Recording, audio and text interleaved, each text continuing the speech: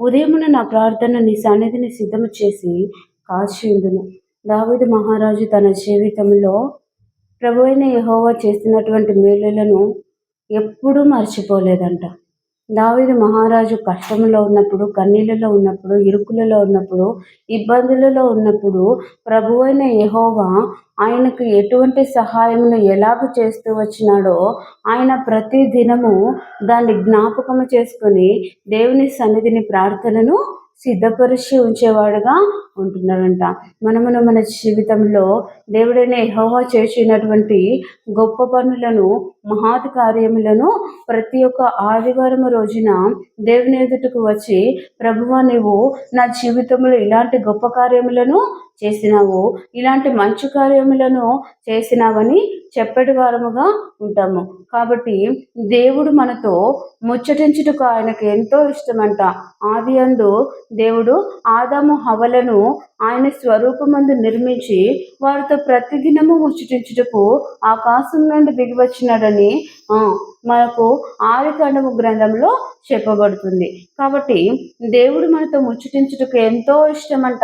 మన అవసరములు తెలుసుకున్నట్టు ఇష్టమంట, మన అక్కర్తలు తెలుసుకున్నట్టు ఇష్టమంట. మన జీవితంలో మనకు ఏర్పాటు ఉన్న విషయములలో ఆయన గొప్ప ఏమంటారు జ్ఞానము సంబంధమైనటువంటి మంచి ఆలోచనలు చెప్పుట దేవుడికి ఎంతో ఇష్టమంట.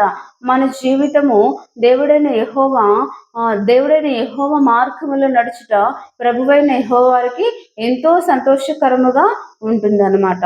అయితే దావీదు మహారాజు కూడా తన జీవితంలో ప్రార్థనను, దేవునికి ఆరాధనను చేయటంలో ఎటువంటి వెనుకంజ వేసేవాడు కాదంట.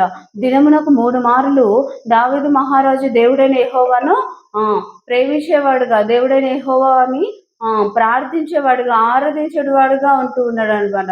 దేవుడైన యెహోవాను ఎంత పూర్ణ హృదయంతో దావీదు మహారాజు ప్రేమించి ఉంటే ఆయనకు ఉదయము, సాయంత్రము, మధ్యాహ్నము ఆరాధించగలడు, ప్రార్థించగలడు. ఎవరైనా మనకు ఒక చిన్న మేలు మన జీవితంలో చేస్తే చిన్న థ్యాంక్స్ అని చెప్పి వెళ్ళిపోయే వారముగా ఉంటాము.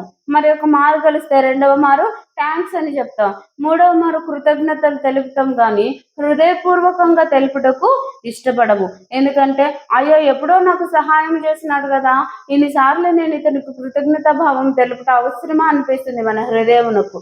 అయితే దావీదు మహారాజు దేవుడైన యెహోవా చేసినటువంటి గొప్ప కార్యములను, మహతి కార్యములను ప్రతి దినము మనస్సునకు తెచ్చుకొని, ఉదయమున నా కంఠస్వరమును నీ సన్నిధిని వినిపించుటకు నేను సిద్ధము చేసుకున్నాను. మన యొక్క ఆత్మీయ జీవితము కూడా దావీదు మహారాజు వలె మన కంఠస్వరము దేవుడైన యెహోవాకు వినిపించుటకు, ఆయన చేసినటువంటి గొప్ప మేలులను దేవుడైన యెహోవాకు వినిపించుటకు, ప్రతి దినము దేవుని స్తుతించుటకు మనము సిద్ధము చేసుకొని ఉండాలంట. ఆయన చేసిన మేలులను ఆరాధించాలంట, ఆయన చేసినటువంటి గొప్ప కార్యములను ఆరాధించాలంట, మనకిచ్చినటువంటి ప్రాణమును బట్టి దేవునికి కృతజ్ఞతా స్తుతులు చెల్లించాలంట.